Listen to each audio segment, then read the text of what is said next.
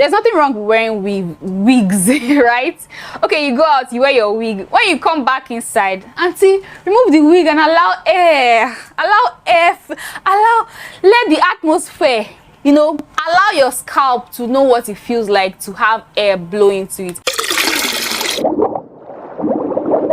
Hello, my name is Lillian Okibe. Welcome to my channel. Many of us know what mold is because we see it everywhere.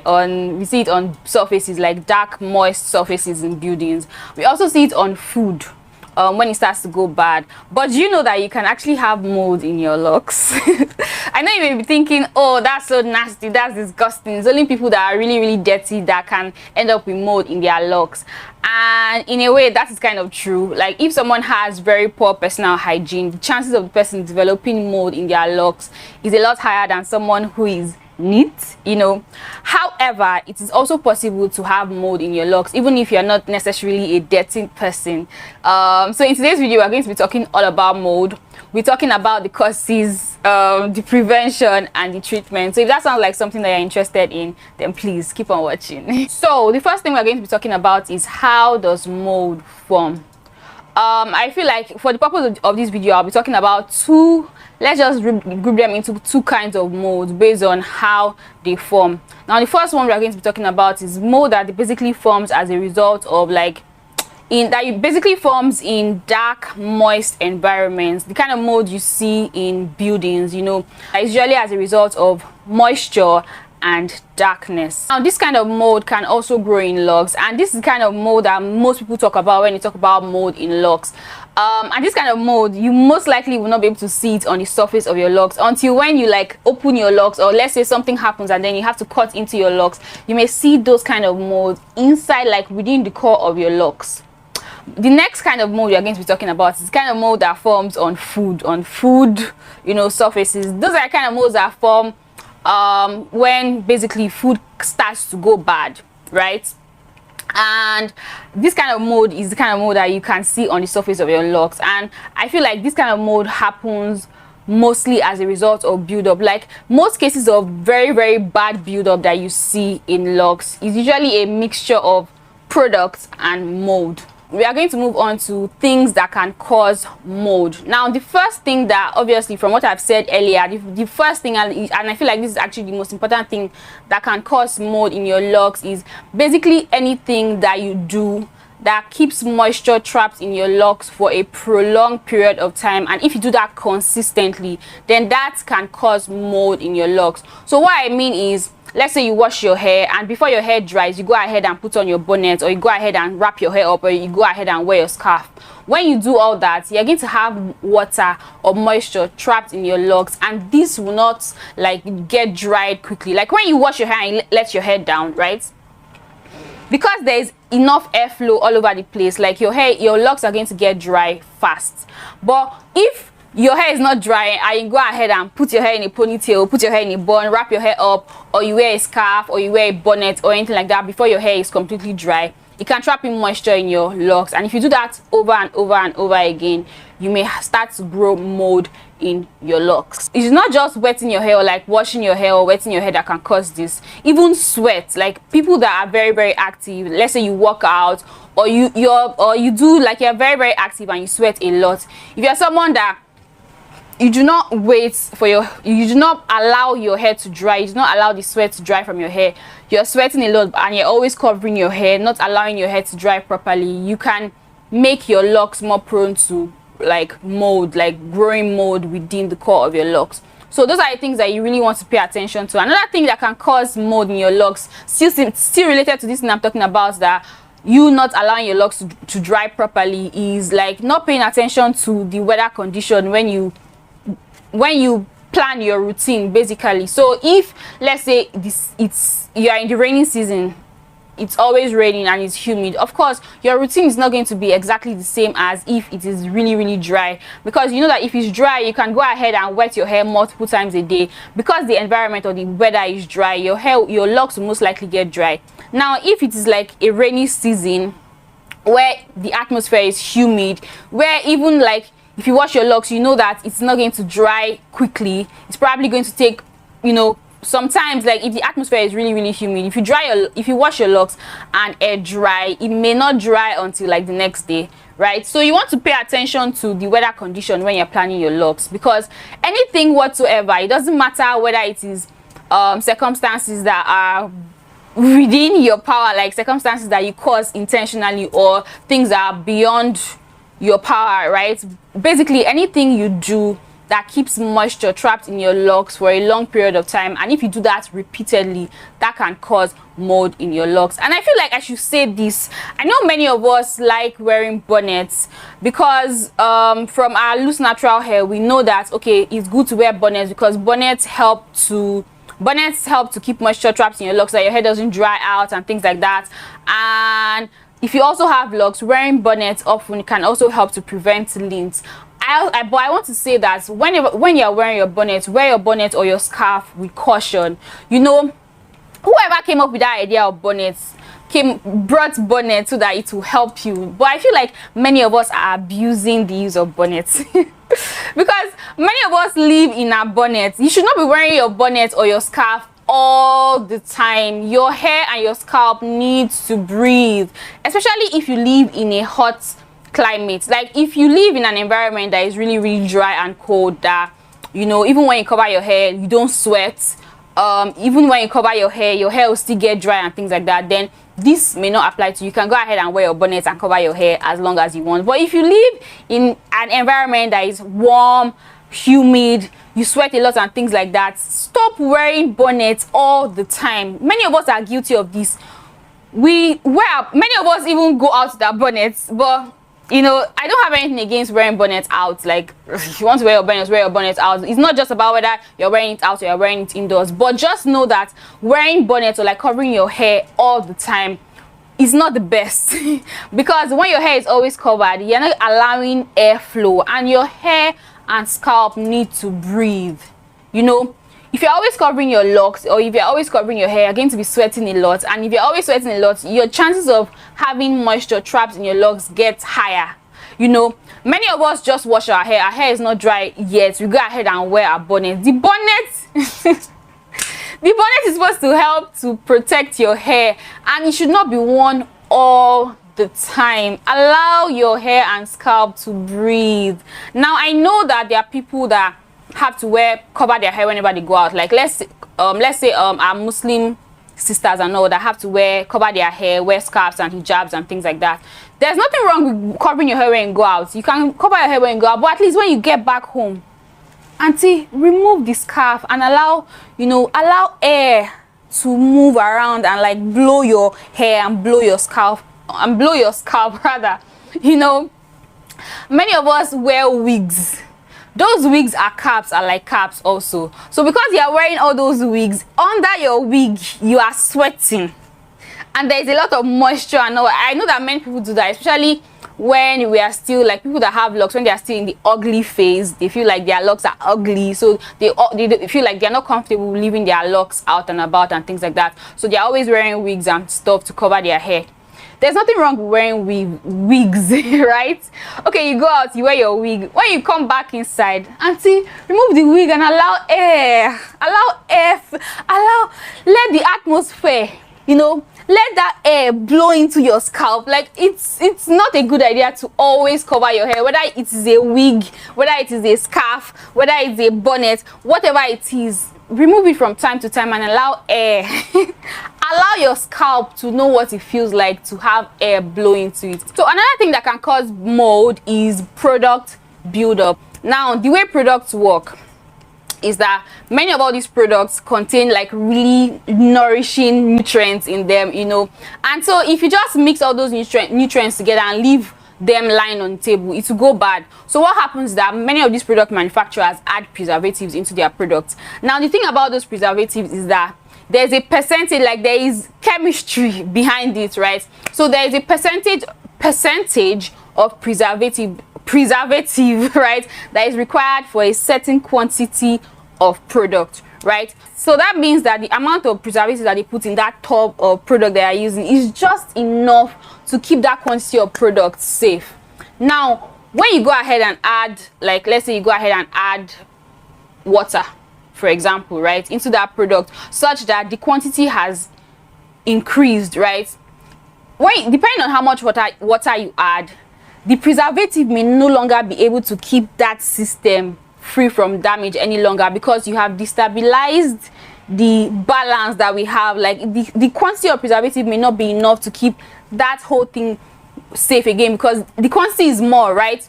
So, and that's why I see people that go ahead and add water into their products. Like, let's say you have many people go ahead and add leave-in conditioners into their spray bottles to spray in their hair, and then they just go ahead and leave the spray bottle lying around on the table because they feel that, okay, it is just water, right? And then you're adding your leave-in conditioner into it, which has preservative, so you think it's going to be fine. No, it's not going to be fine, because the percentage of preservative in that leave-in conditioner is just enough for that quantity in that leave-in conditioner. When you go ahead and add that product into your water, you now have more quantity, and so the preservative in that small quantity of leave-in conditioner that you're putting in the water is no longer enough to keep the whole system from going bad. So your spray bottle that contains water and your leave-in conditioner, if you leave it on the table, after some time it's going to go bad. So if at all you're going to be doing all that, you should store that in your fridge, because it has become a DIY and it may not be safe for you to keep it on your table and use it for long, because it's going to go bad. Anyway, I digress. But basically, that is how products work, right? Now, when you go ahead and put products in your hair, what happens is that many times we add our products, we add water and all that, you know, and things like that. Because there is now more quantity of extra things into it, the preservative may no longer be enough to keep that mixture safe, right? So when you leave that product in your hair for a very long time, it may start to go bad in your hair. And when it starts to go bad in your hair, mold starts to grow, right? And that's why it's important for you to wash your hair from time to time. Because the products that you're putting in your hair is not supposed to remain in your hair forever. You should wash it out from time to time. So that's one way that mold can grow in your locks. Another way that mold can grow in your locks that is also related to product buildup is the fact that when it comes to locks, right, and that's why we say that you should not be putting a lot of products in your locks, such that the products get trapped in your locks, such that when you wash your locks, the products will no longer be able to leave, because those products have shelf lives. But many of us, when we go ahead and layer product upon product upon products, and we end up having build-up in our locks, those build-up get trapped inside our locks, within the core of our locks. So even when we wash our locks, those products still remain. Now, because they remain in our hair for long, the preservative that was kept in that product is supposed to keep the product safe for a certain period of time. Now, because you have the product trapped in your locks, it remains in your hair way longer than the shelf life of the product. So it's going to start to go bad in your locks, and that can also result in mold building up in your locks.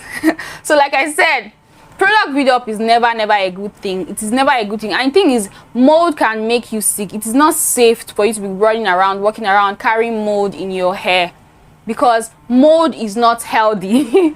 Mold can actually make you sick. So when we say you should avoid product buildup at all costs, like seriously, when you have locks, buildup is a big issue. Product buildup is a really big issue. So it's very important for you to prevent it as much as you can. So now that we've talked about mold and what can cause mold, let's go ahead and talk about who is at risk of developing mold in their locks. Now, the first group of people that is at risk, I feel like the thicker your locks, the higher your chances of developing mold, because thicker locks have thicker space inside. Like, you have your chances of, like, when you have products that gets into your locks, like the thicker your locks, the more difficult you're going to be able to get rid of build-up when it happens, right? So generally, thicker locks are at a higher risk. Like, the thicker your locks, the higher your risk of developing build-up. The thicker your locks, the higher your risk of developing mold. Another thing is, thicker locks, when you go ahead and wet your locks, or when you go ahead and wash your locks, the thicker your locks, the longer it will take to dry. Because like I said, thicker locks, let's say it's going to be easier for this to get dry than if you have all this together that is bound together. Of course, this will take longer to dry than like one lock. So generally, thicker locks have a higher chance of developing mold, but that does not mean that smaller locks cannot develop mold too. And the thing is, the longer your locks gets, the thicker they are going to become. So the longer your locks gets, the higher your chances of developing mold. Another thing that can make you more prone to having mold in your locks is the more compact your locks, the higher your chances of developing mold. So by compact, I mean the tighter your locks. So for people who palm roll their locks to maintain their locks, usually have more compact locks. And the thing about compact locks is that the more compact your locks are, right, the more compact your locks are, the less likely you'll be able to get out things when it happens inside your locks. And the thing is, many of us, when we go to locticians to get our locks done, as they like retwist our locks, as they palm roll the length of our locks, they are not just palm rolling the locks like on its own, they are palm rolling the locks with products in their hands. And what happens is that those products get wrapped inside the locks, and as they are palm rolling and palm rolling and palm rolling, those products get into the core of the locks, and then you go ahead and palm roll everything into it. So people who have more compact locks, and the process of palm rolling your locks makes your locks compact. The more compact your locks, the more difficult it will be for you to get rid of things when it happens, especially when you are using products to palm roll the locks. So those products will get stuck in your locks, and so your chances of developing mold is going to be much higher than someone who has like loose, light and fluffy locks. The thing about loose, light and fluffy locks is that you have a lot of air and airflow and space inside. So even if you go ahead and you just think of it as like a sponge, right? Even when you have things that get into your sponge, right, because sponge has many pore spaces that are interconnected, it's a lot easier for you to wash out dirt and like gunk and stuff from your sponge. Because your locks are not so compact, it's going to be much easier for you to get rid of build-up when it does happen, right? And it's going to be much easier for your locks to dry because it's not so compact. When water, it's easy for water to get in and for water, and it's also easy for water to get out. So people that have light, fluffy locks that are not very compact are at a lower risk of developing mold in their locks than people who have compact locks. Another group of people that is at a higher risk of developing mold is people that have very poor personal hygiene, people that hardly wash their locks, people that sweat a lot, and despite the fact that they sweat, they still do not wash their locks, people that go ahead and use products without washing those products out. Basically, people with poor personal hygiene, right? So it's always a good idea. You don't have to wash your locks every single week, right? But just make sure you have a routine where you wash your locks from time to time, because you don't want your locks to, especially if you're someone that uses products in your locks. If you are using products in your locks, you want to make sure that you're getting rid of those products. So create a routine and don't neglect your locks. Don't neglect your locks. Your locks still need to be washed from time to time. So now let's go ahead and talk about what we can do to prevent mold in our locks. The first and the most important thing is you need to make sure that you dry your locks properly. Now, when people say dry your locks properly, many people think about, oh, I need to use a hair dryer, I need to sit under a hooded dryer, or I need to use a hand dryer to dry my locks. That's not the case. You don't have to dry your hair with like a hand dryer or like a dryer. Basically, you can air dry your locks, right?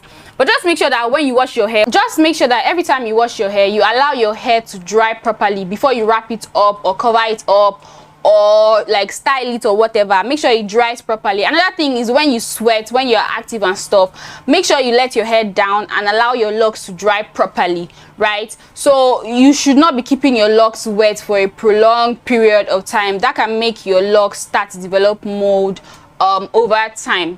Another thing that it's very important for you to do if you want to prevent mold is also to prevent build-up. Stop using lots and lots of products in your locks, and all those products like gels and waxes that tend to be very, very difficult to get out. Try as much as you can to stay away from them, because when you have build-up, your chances of developing mold is a lot higher. Another thing that you need to do to prevent mold is to keep your locks clean. Make sure that your locks are always clean. You don't have to wash your locks every week, like I said, but develop a routine based on your lifestyle and stuff, and make sure that you always make sure your locks are always clean, basically. So now that we've talked about what you can do to prevent mold, let's go ahead and talk about what you can do to treat it when it does happen, or if you have mold in your locks right now, or you suspect that you have mold. Let's talk about what you can do to treat it. Now, what you can do is detox your locks. If you watch YouTube, you're going to see so many videos of people when they detox their locks. So you basically, lay down in like a bath. There is a special head bath that people use that you can get. I believe you can get it on Amazon. So you basically soak your locks and put some apple cider vinegar, allow it to penetrate into your locks and like wash your locks, right?